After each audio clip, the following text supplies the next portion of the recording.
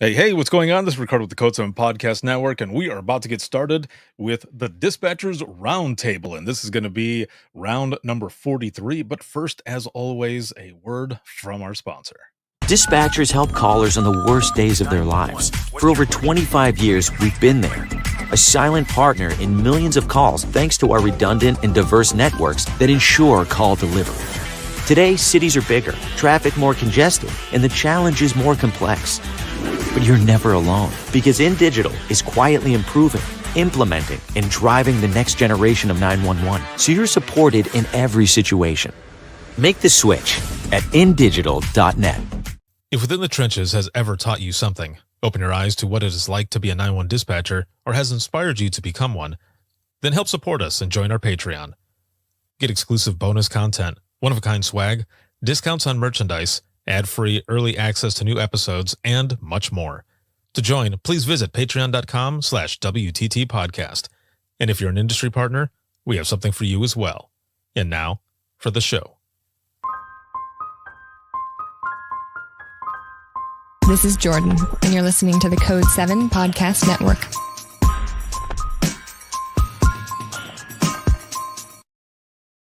Warning. This episode contains the 3 A's of podcasting: adult content, adult language, and awesomeness. You've been warned. Oh, yeah. Welcome back. This is round number 43 of the Dispatchers Roundtable. And as you saw in the intro, the open mic piece was about to start, but we're not doing open mic. We're doing the Dispatchers Roundtable. And I've been working on the intro for the other one for a while, but life happens, okay? So I am excited to have or to be here with all of you, but also my guest with me today. We are going to be talking about the topic today is peer support, why it's needed and why peers within are the best supporters. But as always, right off the bat, this live broadcast is sponsored by InDigital, a leader next gen core services. A big shout out to subscribers, all of you, especially all of you who are here watching, listening, supporting, and sharing. We are live on Facebook, LinkedIn, YouTube, X, and Instagram. And I'm going to bring my guest up here. We were already laughing before we started. So this is going to be a lot of fun, and I'm excited to have her on. And my guest and panelist is Carla. She is a center manager at Chagrin Valley Dispatch in Brecksville, out of Ohio. Yo, Hey, Ricardo. how's it going? It's great. It's a good day. And you literally just got out of work, right? I did. Yep, it was a 12-hour shift. Yep. Oh my gosh. Well, we're gonna be here for just a little bit, so I'm happy to have you on. For everyone who is watching and listening right now, I was out about a week or so ago at Chagrin Valley, and I was taking a tour. I was recording episodes with folks, and I taught out there. And Carla was one of the people that I interviewed, and we were talking, and I had mentioned to her, the Dispatchers Roundtable, and if she ever had any topics to let me know. And like, bam, hooked me up with a topic, and I said, we need to do this. We need to do this soon because it's very fresh. And this was the topic actually that Carla sent in. So it was peer support, again, why it's needed and why peers within are the best supporters. Now, for those who are watching and listening, Carla, if you can give us just kind of an overview of you and your dispatch experience. Yeah, I started dispatching full-time a little over 20 years ago. I started in a tiny little township, moved up to a one-chair suburb before going to a regional center where I'm at now. We dispatch for 33 cities in our county. My center handles 11. Snaps. Yeah, it's crazy. It's the I best know. kind of Very busy. And when I was over there at the center where you're at, there was some good traffic going on. I was walking around, took some video and such for a highlight video for later. And we recorded a couple things as well that I might bring up here towards the end, but I want to jump in because we've got a lot to cover. And one of the first questions I want to ask you, actually, just right off the bat, is why this topic? Why this topic? Where did it come from? Because I feel like when we were talking about it, and there was kind of some stuff that was building up to it, and I'm sure it was because of the episode that we recorded, but Yeah. you had the topic like I was almost done with the sentence, it seemed, and you had that topic already. I feel like you had been thinking about this for a while. Yeah, yeah, it's definitely something that I think has changed the face of our field. It's something that in the beginning, I think we've all heard that line of "suck it up," move on. When you get emotional about something, I've had higher ups say, you're putting human emotion on monsters. You can't do that. You can't react that way. You need to just keep going. And I think for a lot of people in the field, we've been doing that for a long time. And everybody's kind of just ignoring the fact that this stuff really does impact us and this stuff really does stick with us. Mhm. So I think where I'm at now, our organization is trying to blaze trails in this idea of peer supporting. And of course, we've all been to a debrief also. Like in our career, we at some point have to end up at a debrief, and the debrief feels a lot like bashing dispatch or critiquing dispatch or what dispatch could have done differently that would have changed this call. And it's always been something negative. So to try to do something, anything to turn it around is something that I think not only our organization, but our state and our field in general, everywhere could use. Yeah, no, I agree. And so that brings me to the first question that I'm going to end up putting into the comments for everyone, whether you are here on Facebook, YouTube, LinkedIn, and X, or over on this side on Instagram. And that first question, and I want to see what you think about this. And anybody who's watching and listening, please put your answer in the comments as well. So, why do you think peer support is non-negotiable in today's ECC? I think it really boils down to one specific call that changed everything for me and changed the way that I view everything. And it wasn't even a call that I took. I was in the room. Um, the call specifically was a woman at the front desk of a hotel. She called and said that her 3-year-old son had been shot and was in the room. She didn't have a phone. We didn't know why she didn't have access to a phone in her room, but she had gone down to the lobby and made the call that her son was shot in the room. So the dispatcher, who is very near and dear to me, she's somebody that I've gone with, through other centers. So I've spent a lot of my career with her. She is an insanely good dispatcher. She's very experienced, she's very seasoned, and she took the call. And of course, because she has a toddler, that obviously is going to make her feel some type of way because she's taking a call of a toddler that's shot. So she's trying to get somebody to the room to render aid. Of course, we have police and fire en route. And when that call was done, we found out that the caller was the killer, that the person that called, the mother, is actually who had shot this baby multiple times. Now, of course, again, she feels that deeply in her soul as a mother, but and she's never said the words, but watching her in the days and the weeks following this call, she wasn't messed up because of the baby. And of course, it does hurt her because of the baby. But what messed her up is that she sent police officers into a room with a killer that had access to a gun and didn't know it. Mhm. So really, that is what took her. Like, that is what she felt, was I just sent policemen into that room not knowing and not, you know, preparing them that this person that I just sent them in there. So it wasn't, and again, she's never said that, but it was watching her in the days and the weeks afterwards of how she hung on to that and how that hurt her and how that impacted her. And nobody outside this field is going to understand that.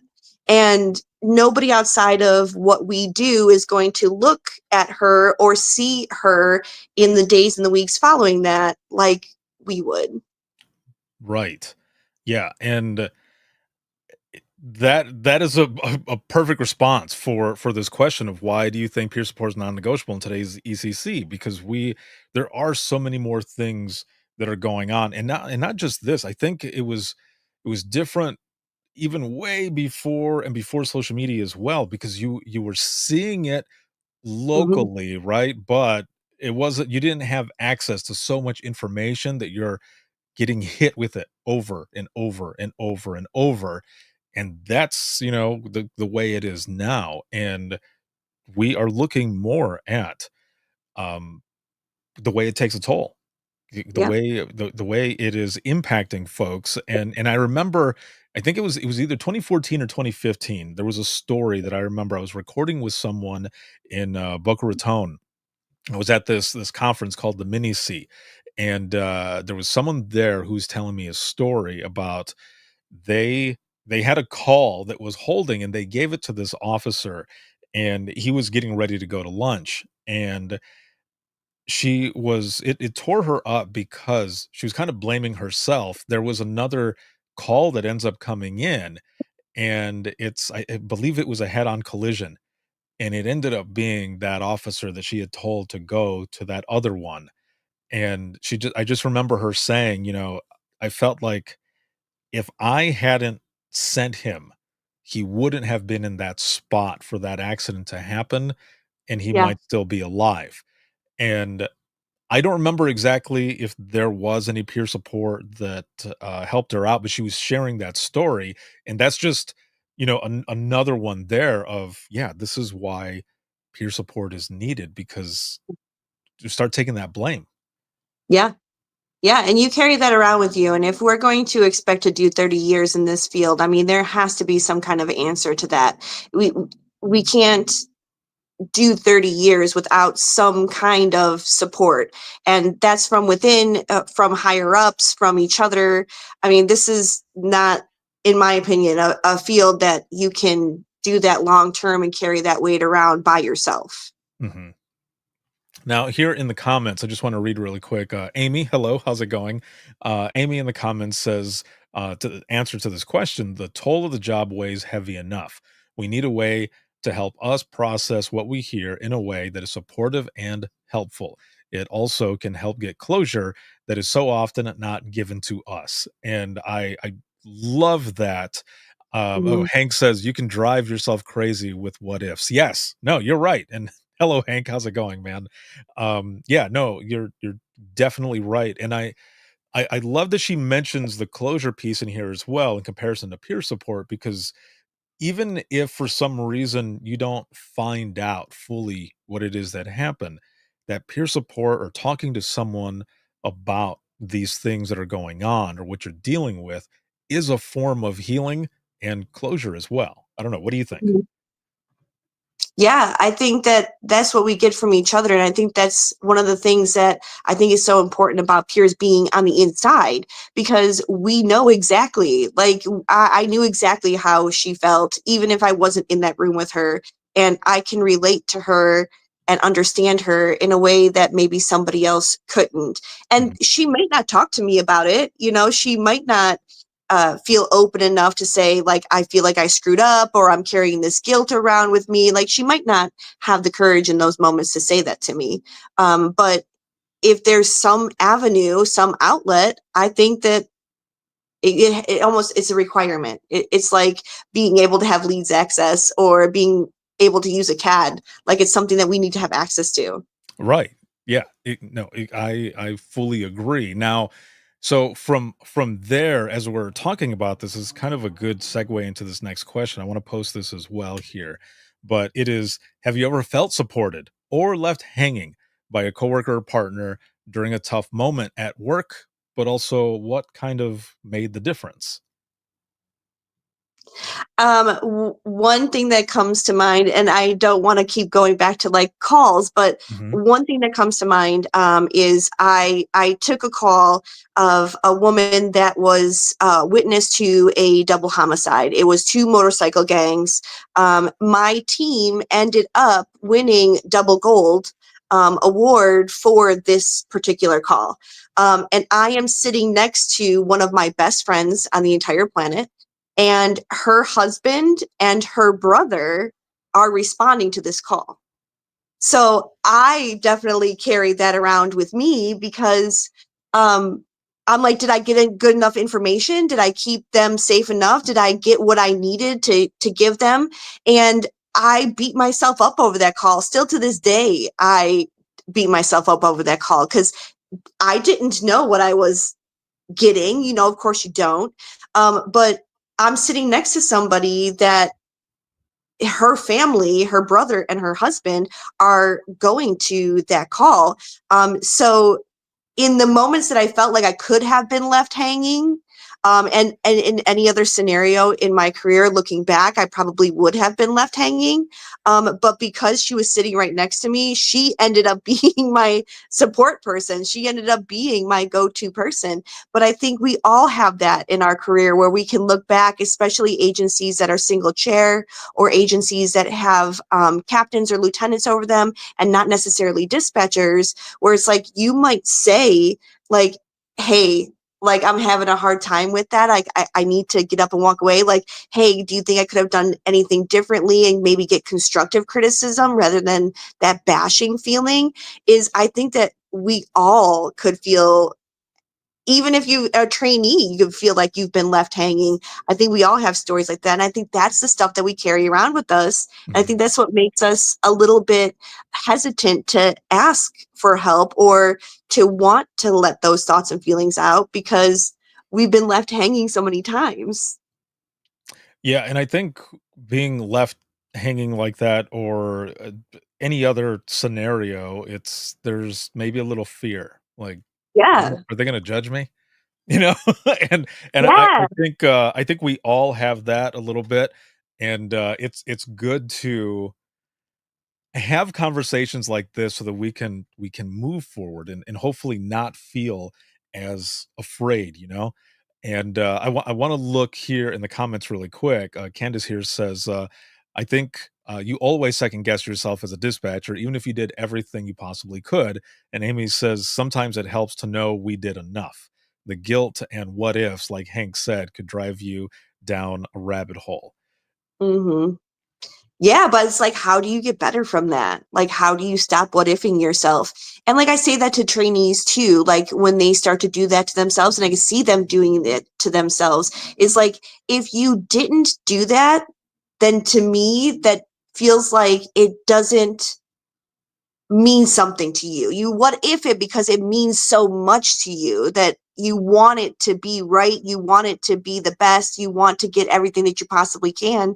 Because if you don't what if it, then you're like, oh, it's fine, moving on, like, but what ifing it is like that priority of that's so important to me that I need to see it from every angle. I need to know what I did wrong. I need to know what I could have done better. It's And I think, yeah, it does. Oh, Candace says, "You never stop what if," and I think also as seasoned dispatchers, we're still learning every day. Yeah, no, you're right. Like, we are all learning something every single day. If you ever get to a point where you feel like you've learned everything, you need to probably need to learn more. Yeah. Because there's Yeah. there's so much, that happens, and it kind of piggybacking a little bit off of what you just said there as well. I remember, like, towards the end of, my career, it was, like, the last week and a half, and, I felt like if 911 was a gang, I was getting beat out, like, I was getting shit call after shit call, and I remember this one where I needed to prove to myself that I had done everything that I could. There wasn't anybody I could reach out to at the moment. My team also was like, "Dude, you did everything, like, you did it all." So, but it just it had to do with a person who had called in for a, disorderly, but at the end, they said, "Also the person suicidal." I'm like, okay, well, that changes everything. And I've got the person's phone number. I'm trying to get a hold of them to see where they're at, get a phone call that someone just witnessed a car going into a tree. And ultimately, it ended up being the person that I was trying to get to. And I took time. Luckily, there was enough of us there that I took about 25, 30 minutes mapping out how far the person could have gone from the house, my questioning, like, that's how much I was what ifing. That's how much it was screwing me up, and I just needed to, 1, figure that out on my own, but 2, for my team around me to be like, "It's okay." And even if it was even just that little bit, "It's Yeah. okay. You did everything you could." Like, even right now, I can take a deep breath and be like, "I did." But sometimes we need that. Mhm. But in some places, people aren't getting that. Yeah. And it seems more so than not. It really does, and meeting people from other agencies that maybe haven't started something like this, or meeting people, in the field that have absolutely no access whatsoever is sometimes all you need is that validation. Like, sometimes you just need, like you said, that somebody, like, sitting next to you that heard that call or took the call that you put the narrative into and put it on the radio. Like, sometimes it doesn't need to be this, like, sit down conversation of like, "Hey, are you feeling okay?" Sometimes the best peer support comes from, like, the conversations with each other and validating each other and listening to each other and just being a soundboard. Like, it doesn't necessarily have to be a sit down formal thing. Mhm. You kind you're kind of, with what you're saying, you kind of answered this next question already, but I'm gonna put it out there for the audience. But the question is, how can peer support make or break your day? And I mean, I kind of answered it a little bit as well with just needing that little bit, but I'll ask it again. How can peer support make or break your day, especially in your shift? What are your thoughts? Like, isn't it interesting though, that every single one of us has something like that? Like, we're not unique. Like, every single one Right. of us has that. Like, even the trainee, the trainee who on her first day, like, she's feeling that about not knowing her login information, and she's feeling that, about, being on the radio for the first time or hearing her voice for the first time. Like, in my experience, it just doesn't have to be something, like, earth-shattering. It doesn't have to be that mom that shot her own child. It doesn't have to be that double homicide that was witnessed by somebody at the gas station. Like, it could be just something so simple and mundane. It could be, just the pressure of having 8 warrants that you have to enter on your desk while everybody else around you feels like maybe their channel isn't as busy as yours. Mhm. Like, it doesn't have to be like this world moving stuff. And of course, those are the calls that wake us up in the middle of the night, and those are the calls that are going to stick with us to retirement and probably long after that. But it doesn't have to be something crazy and big. Right. And along with that question, I do have, part of what I have as well is the community. So if you're part of the community as well, I posted this in there, and we've got some responses. So for that question specifically, Mhm. um Amy, actually, who's also in here, she had written some stuff over here, so I just want to read it really quick. But it says, peer support is not just during or after a bad incident or day, basically, how you said it already. It is a check in to see how you are doing, someone willing to sit without saying anything, but knowing you can talk if you wanted to. And I think that's probably some of the best peer support as well, because there was a time when we had an officer that passed away out of nowhere, a sergeant, and I remember that happened on a Friday. I was coming in with my team on Saturday morning, early Saturday morning. I got there, and when I got there, there wasn't really anything going on. And I went to the supervisor that was there at the time, and I went to relieve him, and I said, "So, how'd the night go?" And he goes, "Are are you serious right now?" And I said, "Yeah, I am serious. Like, why wouldn't I be? What happened?" And he said, "Well," and he gave the name and said, "Passed away last night." And I said, "Uh, why don't joke like that. Like, that's not cool. I was supposed to see him this morning. He was we were gonna have coffee this morning like we usually do on Saturdays." And he's like, "Yeah, he passed away. Someone was supposed to call you to prepare you for your team coming in." And I thought, "Wow, that what the hell?"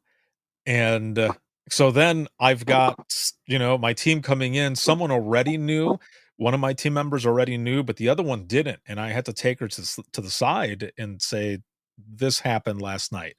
And we were all very close with this, specific sergeant, and, we had someone come in, and he came in from a, center that was north of us, and when he came in, we were working like a well-oiled machine. And we knew he was coming in, but he was also someone who comes from where we come from. And he just kind of walked around, observed, and was like, "How's the shift going?" It was like, "Well, it's going." And it was just a few words. He just let us do our thing, talk to us for a little bit, and just that alone, like that was Mhm. enough. It wasn't him taking us each in, one by one. It was like he was reading the room, and he did well. And just that little bit helped out a lot.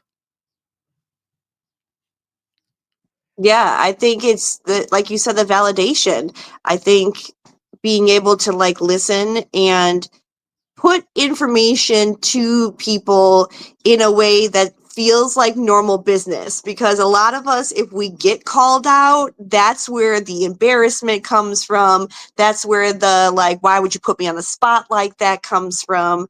But we see it happen to people that we are next to all the time. I mean, there's dispatchers that their edge or what makes them extraordinary is their sixth sense, Mm, and they'll be that one responder on whatever platform, whether it's police or fire or what have you, that will ask a bunch of follow-up questions and make the dispatcher feel like maybe she didn't do a good job in her call taking, or she didn't do a good job with the information, and that questioning is now making her question her own sixth sense. mm. And you can watch that happen over time, Yes. where this dispatcher says something, like, hey, we got a 911 hang up call, I heard this and this in the background, and then the response from the other end of the radio might be something negative or feel pointed, and then she goes, oh crap, maybe I shouldn't have said that, or crap, did I just waste resources going to this house when everything was just fine?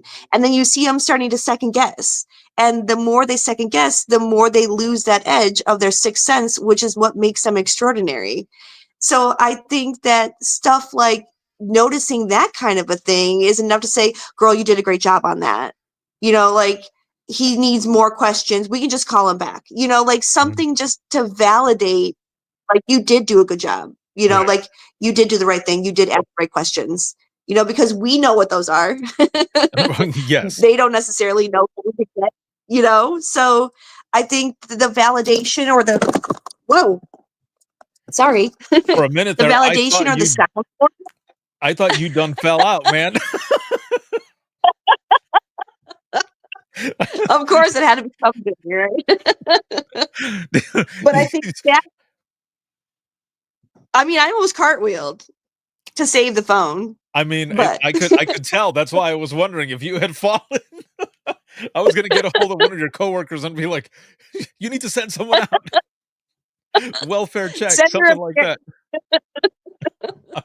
Well, so going along with that, the next question, is, so, like, what stops, what stops you, or what do you think stops anyone from asking or offering support from their partners? Like, because as you were kinda talking there, sometimes people might be, I don't know, I guess kind of either talked down to, or like you said, made to feel that they didn't do, or they didn't have the right questioning, or whichever, and I can see where, that would maybe stop someone from, Yeah. um, asking for some sort of help or some sort of validation, or do you think I did all I could do? Or maybe somebody else who got treated a certain way and was like, well, I'm not gonna offer it, which then sucks because then it just that cycle ends up going, and then you're like, damn it, like how do we get out of this? So I mean, is it that? Is it really the fear of judgment?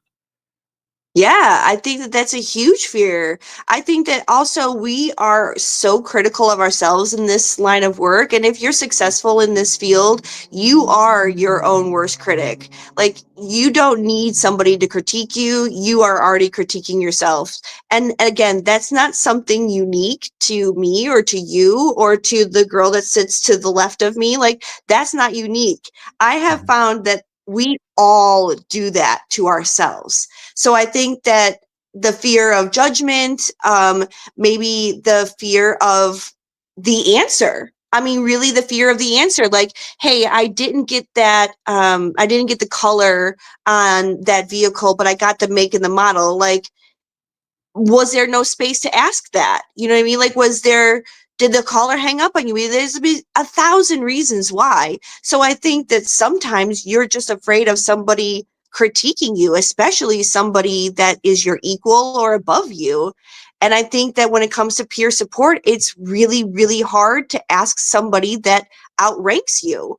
And a lot of the people that are of higher rank have the higher education. So because when you move up, you get more schooling and you just automatically end up getting access to things that you didn't when you were, dispatching on the floor. You end up being the person that has credentials that could help. And that is not where people want to go. You don't want to necessarily go to your boss or the boss above the boss. So I think that fear of criticism, fear of judgment, guilt, I think that's what stops most of us.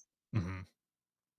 And we don't I want to be a liability. Like, we don't want to be seen as liability. True. Yeah. No, yeah, that's a big thing. And yeah, a lot of people, myself including in the beginning, I didn't always talk about a lot of the stuff because I was the same way. I thought, well, if I'm asking for help or talking about certain things, or I guess just trying to feel a little more comfortable as I was getting dialed in, to everything as well. What if they end up Mhm. saying, well, I don't know that this is going to work out for Ricardo. I don't think he can hack it. And funny enough, I had a dream that I was in dispatch last night. I had a dream that I was back in dispatch. The center was awesome. I've never seen it before, but it was awesome, and apparently I had worked there before, and, so maybe this was some other life or something, I don't know, but I was in there and I was nervous, but there were people who were welcoming me back. They're like, "Welcome back, for coming back into dispatch. We really needed your help." And I'm like, "Alright," and I'm doing everything, but in the back of my mind, I'm like, "I've never been here before, but I know everything." I don't know, it was weird, but the reason I mention it too is because the people that were around me that I don't know either. Like, I can see all their faces right now, but, yes, Amy, different timeline. Yeah, for sure, it's a different timeline, but all those people were like, "Everything's good, like, you're okay, you're like, you're gonna make it," and I'm like, "Alright, cool." So, and that's like I said, that's the only reason I mention it because we're talking about peer support, and like even in my dream, I was getting some form of peer support, and it made me feel good. So that's why I Yeah. kind of bring that up a little bit. But that answers the other question, like what is the trickiest part about building a culture where partners naturally support each other? Like what do you think that is? What is the trickiest part to building a culture where partners naturally support each other? Because it's not like that in a lot of places. Some of them do have that, and but there are some places that I've been to where I've spoken to, or I've had folks in class where they're like, yeah, it's not really something that is done, or mostly it was them, it was the center that they were at before they moved to where they were currently at. They left to go to a place where they did feel welcomed, where they did have a culture of wanting to support each other, And that's part of why they left from, like, the other place. So, I wanna put this in the comments as well, but again, what would you say is the trickiest part about building, a culture where partners naturally support each other? Yeah, I think it has to first and foremost come from the top down. Um, if the people above you are supportive and are trying to incorporate the acceptance of peer support, the acknowledgement of peer support, I think that that first will be the baseline. So if your boss is somebody that supports it, whose boss supports it, whose boss's boss supports it, then you have a better shot. I think the other thing is being able to see success. So when you are trying to do something and start something new and might be a little like mushy gushy, which we are generally not personality wise, mushy gushy people. Right. But once you see a success, and once you see it work, and once you see a positive impact happening, and then others start seeing that, then they're like, okay, well, maybe we can get on board with this. Right. And I think that culture isn't necessarily like completely geared towards peer support, but it's trying to get everybody in the center involved, get Mhm. everybody in the center to like learn each other, know each other, find something out about each other, a fun fact about each other, little team building stuff, little challenges or competitions within the center just starts to breed more acceptance into leaning on each other outside of work activities. Like all of those things plays a huge part in opening the door and having access to something like a successful peer support. So let me ask you a question then, and of course for everyone who's listening as well. How does the peer support team and everything work where you are at? So we have three different centers. Hmm. And each center has their own members of peer support. My organization divided it in a way that there are dispatchers, there are supervisors, and there are administration that are trained to be peer supports. So we are sent to the classes, we get the credentials, we go to the schooling, we keep up with it. But we found first and foremost that supporting within on big events wasn't as successful as somebody from, let's say, our most northern center sending somebody down to one of the southern centers that had something impactful happen. Because sometimes that door has to be opened to somebody that's in your field that you can trust, that's within your organization, but not necessarily in the seat next to you. So sometimes that's the answer, but sometimes it's a complete opposite. Like, what is she doing here? Why is she here? Like, this is ours. We're insulated. Like, this is our incident. Only the people around me are going to understand that. So I think it's a lot of trial and error, number one. We also have therapy canines in each of our centers, which we are so lucky to have. And that's like unheard of to have it at like every single center, including our administrative buildings, where we have therapy dogs. So if you don't want to talk to a person, which a lot of us don't, then you have the dog. And a lot of us are super, super crazy animal people. Hmm. So sometimes it's just like walking into the kitchen to make your lunch and sitting down and snuggling the dog for a minute. And sometimes that's all you need. Sometimes, just an unspoken thing or a connection with an animal, or even the antics of an animal in a dispatch center, like sometimes that's what's lightening the mood, So I think what we're doing is something that is blazing the trails of what can be done and the success that we've seen in the unwritten part of it. We don't necessarily have this list of events that peer support have helped with, but even outside of our agency, when you see somebody show up with a cute puppy, like it's kind of hard to take the serious. I mean, it is, So I think just lightening the feeling in the room.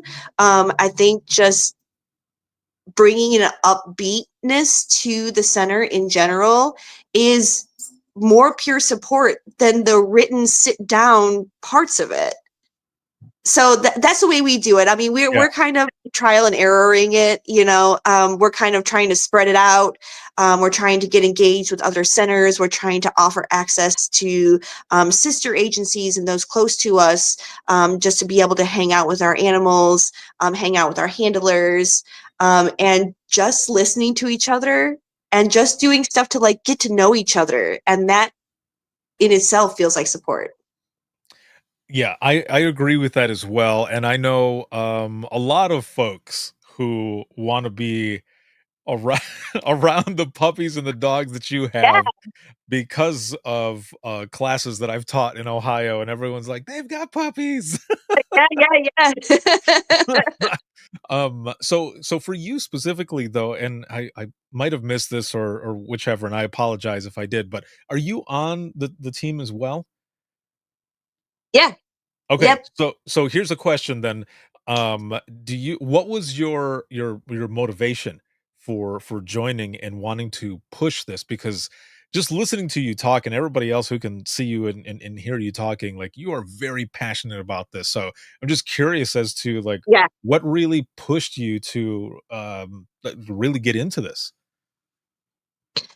It's gonna sound like something negative, and it wasn't something negative. But very, very early on in my career, there was a young man who had returned from the Marines, and he was on a motorcycle ride with his friend. He ended up wrecking his bike, and passing away. um, I was in the room when they were going through his belongings and they were inventorying it. And as they were saying what each item was, I was recording it. So in the early 2000s, in a very small township, dispatch was not what it is today. And you got used for whatever they needed you for. If you needed to file something, you filed something. If you needed to go pick up the water for the office, then that's what you did. Like you kind of got used for everything. And there was something that happened in that room where they opened up his wallet. And in his wallet was a tiny little piece of paper that was, I don't know, maybe 2 inches by 2 inches. And it was a love letter. And the paper had been folded so many times that the edges were soft like fabric, like it wasn't paper anymore. It was like soft by like fabric. And I just pictured that young man opening up that note so many times and reading that love letter so many times and then folding it up so many times and putting it back into his wallet that it had gotten worn. And whoever wrote that letter to him, all I could think about was how shattered her heart must be, and does she know? And like, how is her life going to be different? And I thought about him and the moments that he was deployed and he had just come home from Afghanistan, and that was probably what propelled him. That was probably what pushed him to get through his deployment. So that was within the first 2 years of my career. And I was sent home. And I understand why I was sent home, because I lost it. I lost it. I broke down into tears. And it's something to this day that I still think about, and is still like I can feel the pressure of that. And I was sent home because I was feeling too much. And I wasn't able to continue doing my work. Mhm. So that's why I was sent home, and I thought that's so wrong. Like that's so wrong. Um, and that doesn't feel like the right thing to do. I understand now, 20 years later. I understand why it was important to callous me, and why it was important to put a scab on that, because I would have never been successful in this career had I not learned how to pack some things, certainly deal with it, and not let it haunt you. But if I didn't learn very early on, and if I wasn't sent home, perhaps I would have been too empathetic or too compassionate to find success in a career that deals with that day after day after day after day after day. So after that moment, and after feeling that, and after the residue of that staying with me for 20 years, it became so important to me that somebody in this field would never feel that, and if they did, they shouldn't feel it by themselves. And if they needed to talk about it 25 times in a day, then they needed to talk about it 25 times in a day. And if I'm the compassion and I'm the empathy, and that gives them the strength to be able to compartmentalize that when they're on the phone until they get off and they know that they can bring that to me, or they can just rest their head on my shoulder, or they just need a moment, or they just need to breathe, then I want to be that answer. Because I don't ever want somebody to feel like that ever, or feel alone in that. And your story and your experience is that inspiration for others. I Yeah, I love that. And I think I that need to be. yeah, that's the as we were kind of talking as well, that's the cycle that we want to continue going and growing. And I just want to read here really quick this quote or the comment from Amy talking about you. Her passion, ideas, and approach are is inspiring. So there you go. Yay, That's Amy. that's that's you right there. So I have a couple questions, but I want to ask this one because we were kind of talking about this when I was over there with all of you, and this has kind of come up a lot um, lately, in a way. So we talk about peer support and how important it is and everything for those who are in right now. But I just want to throw this out there for anybody who's watching and listening, and of course for you as well, Carla. I want to know what your thought is. What about peer support for dispatchers who have retired out? Because there are dispatchers who have retired out that are some of them are out there struggling and they have that imposter syndrome. And it's because and in some places, you know, they or some folks they think of this as like blood in blood out, like once you're gone, but that's not how it should be. That's not the way it is. And there are folks out there who feel like they can't reach out to their 911 families or the people that they know because they aren't in it anymore, and now they're struggling and they're trying to find some help, and maybe they're, you know, going around to find a therapist, which is good. But as we have been talking, and it's we keep going back to, and the topic, the title in there, that the best support comes from those within, those that we work with. So, what about peer support for dispatchers who have retired out or have left and are struggling? Like, what are your thoughts? Like, how can we do something to help those folks? I think staying connected to the field is important, whether you're in or you're out. And I think that social media and platforms like that are a good way for them to feel like they're still into it. They're still a part of it. They're still accepted by it. So I think social media is probably the number one thing that I would tell them to lean on. And a lot of us do stay friends. And there's a lot of people that have retired that I will not let them. I will not let them retire. You can not physically be in this building anymore, but you are still coming to the birthday parties, and you're still, coming to the other retirement parties. And, so I think staying connected, and maybe some of us in peer support can get to, I don't want to say overachiever, but feel like it's your responsibility to like spread yourself out so thin, and reaching out to everybody from other centers to your own center to different shifts, to even people in retirement. But in my opinion, anybody underneath this headset, whether it was 1 year, 5 years, 35 years, you are still part of this family, and gold blood doesn't change. You can walk away from it, but your blood's still gold. It's just, we're like that. That's a t-shirt right there. Gold blood doesn't change. Like, well done, well said. And I'm gonna bring something up. I've not talked about this ever, actually, thinking about it. This happened a few months ago, but and I had one of my daughters with me at the time. So, like a lot of people, I like a Starbucks every now and then.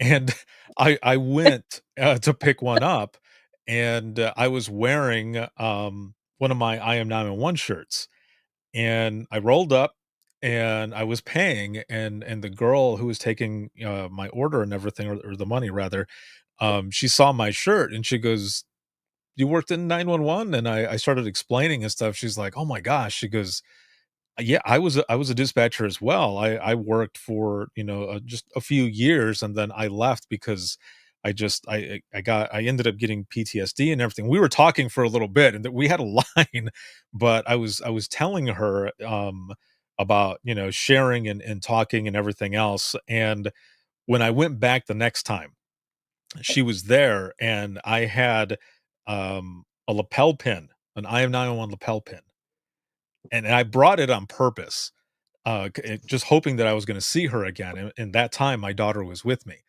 and I pulled up, and she's like, "Hi," and I said, "Hey, hey," and I said, "I have something for you." I said, "You mentioned what what you did before, and we had that conversation, and I said, 'This is for you.' I said, 'This is for your time that you were in, and you will always be gold.'" And we had a moment. So, it Yeah, was it was cool. It was I could you could tell on her face, it was like, maybe not that she fully needed that, or what, and maybe she did, I don't know. It was the vibe that I kinda got. It was just that continued recognition, even though she wasn't in dispatch anymore.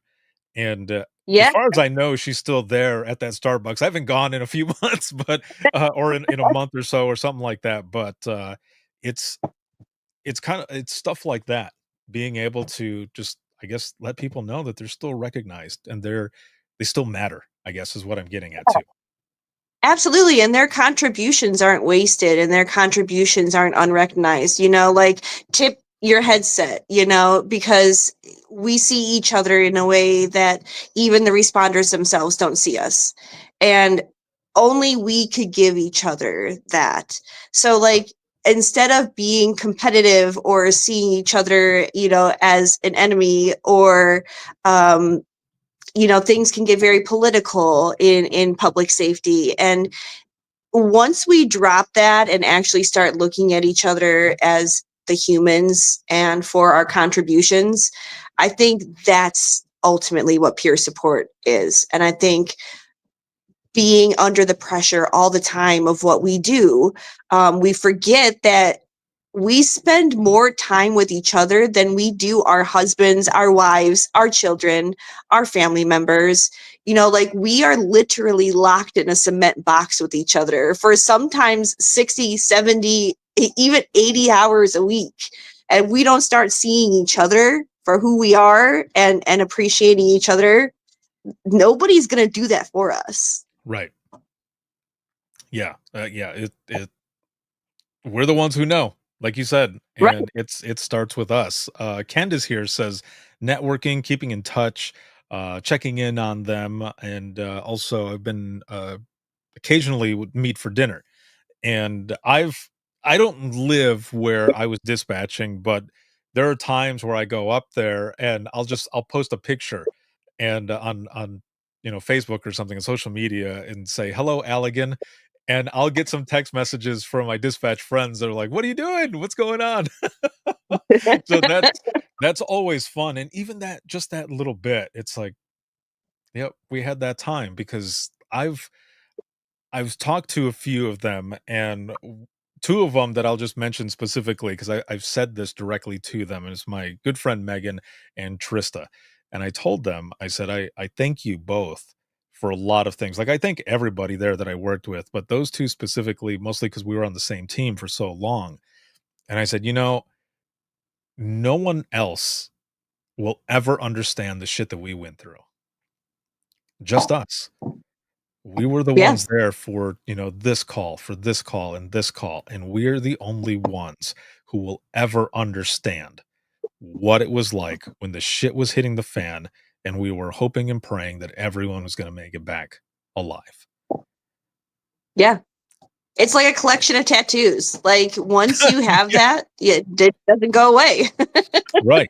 Yeah, exactly. Amy says, "Battle buddies of dispatch." Hey, there you go. Yeah, I that's dig what that. it's exact. Say that again? Yeah, it's definitely battle buddies Oh, for yeah. sure. We're soldiers, yeah. Um, this next question, as we're kind of going into the wrap up of this as well. This has been a great conversation. It's been a great round. Um, so if you had to give, or if you had to think of like one standard or a rule for making peer support actually work, what would that be? Mhm. I think the education is important, but I know that there's a lot of agencies that don't have access to either the education or the budget to be able to send people for the education. But I think you need that one person that lights the match that starts the inferno, that has that one, like, we need to have this change. If in your agency you have just that one person that's like, will stay 10 minutes after, or will clean off your car when it's snowing so that you can get home faster because you got babies, or Right. like that, there's that one person, and we all know who that person is. Like, every agency has that one person. And I think usually, in my experience, it's the person that has the most scars, that seems to be that person. So I think that if that person could be watered and sunshined, and kind of brought up, that one person is really all you need. Because once you start cultivating that one person, and once you start nurturing that one person, they're going to spread it around, and eventually it's going to catch on.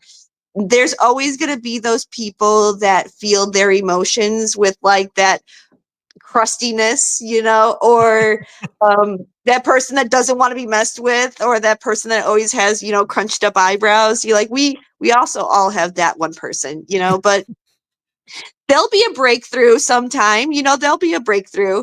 Right. But I think if you don't have access to a formal peer support, that it's not realistic for your agency to have support animals, or maybe it's not realistic for your agency to pay overtime or to pay for the classes for you guys to start it. And maybe it'll never be something formal, and maybe you'll never be able to pass it, through your council of governments or your trustees or your union. That making your own, or electing that one person to start blazing the trail and being a pioneer in your agency, you just need that one little spark.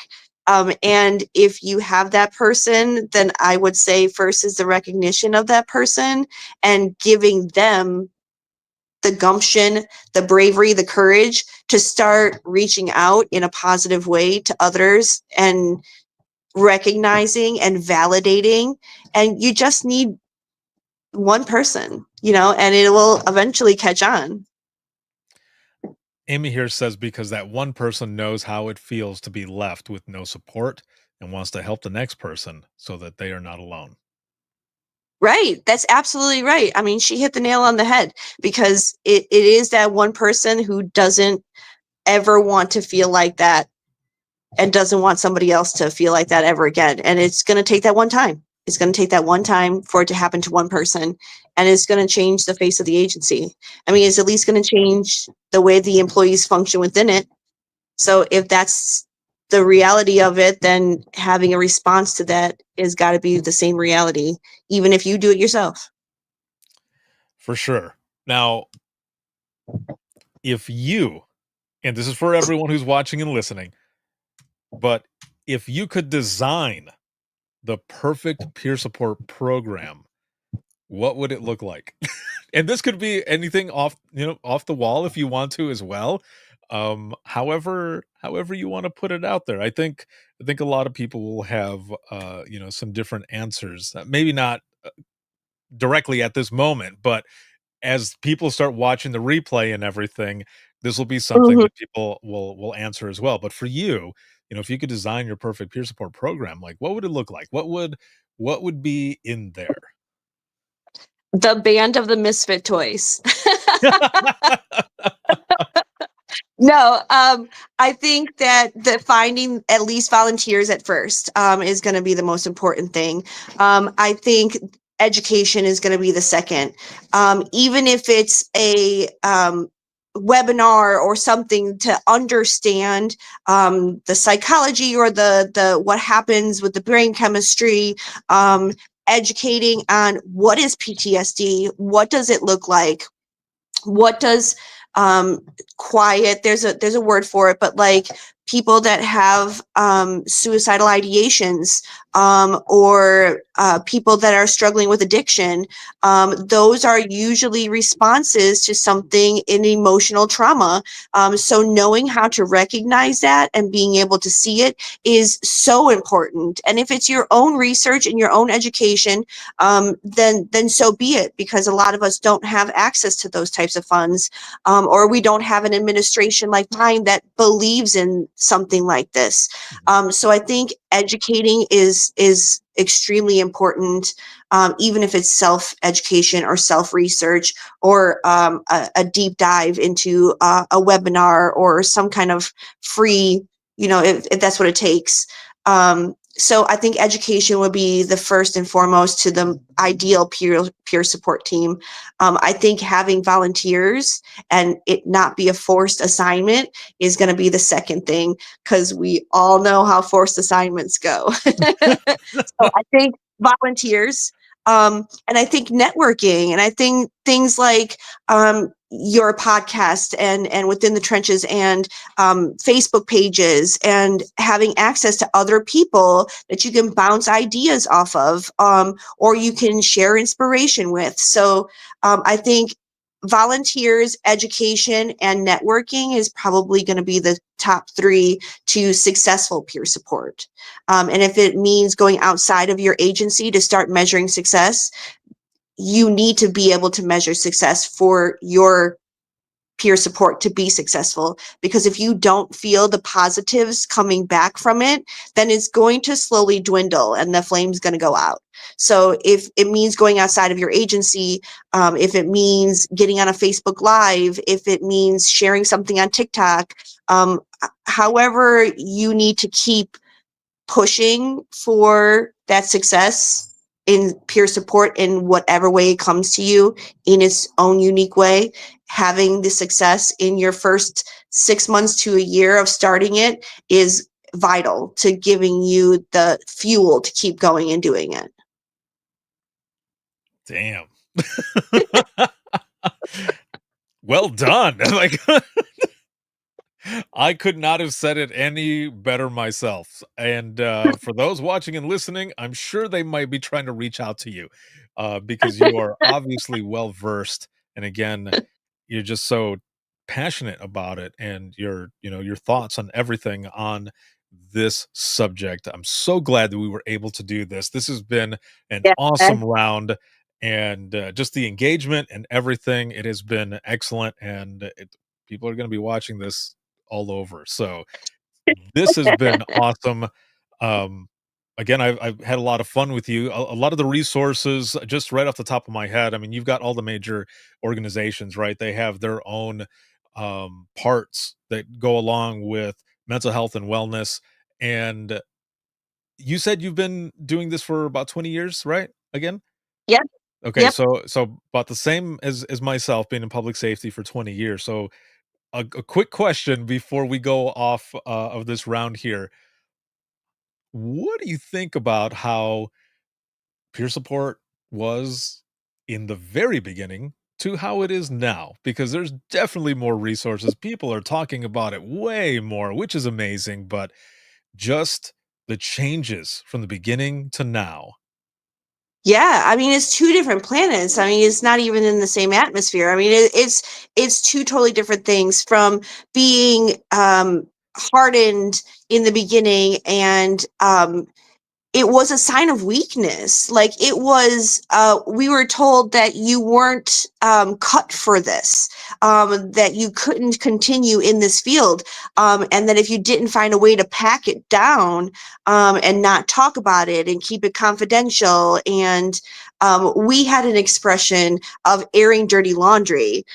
So like what happens in your agency stays in your agency, and if another agency knew about it, they might be able to blow holes in your investigation, or they might be able, so like there was no airing of dirty laundry. Like Yeah. you were super insulated, and sharing or talking about it was absolutely not a thing.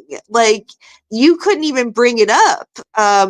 If you read the report more than one time, that was a big no-no. Like if you wanted to see the photographs of a call that you took when they were on Polaroids, like you weren't allowed to do that. Like you had to compartmentalize. And maybe there was a breed of dispatchers that found success in that, but I think that more so than not were people that couldn't. They're human, and they couldn't do that. They had to share. They had to be heard. They needed to bounce things off. They had to cleanse from the dirtiness of that. So I think it's two worlds of difference. And seeing people around me in agencies that are close to mine geographically, or close to mine in size, I wish that they had the support that my organization does when it comes to this, and just simply saying, we need something for this.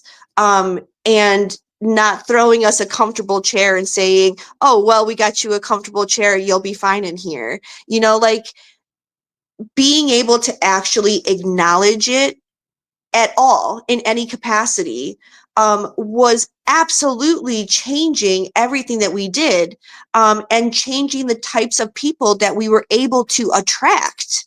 And the new breed of dispatchers. I mean, in my organization alone, there's a group of us, the 40 somethings, and then there's a huge group of us, the 20 somethings, and there's like nothing in between.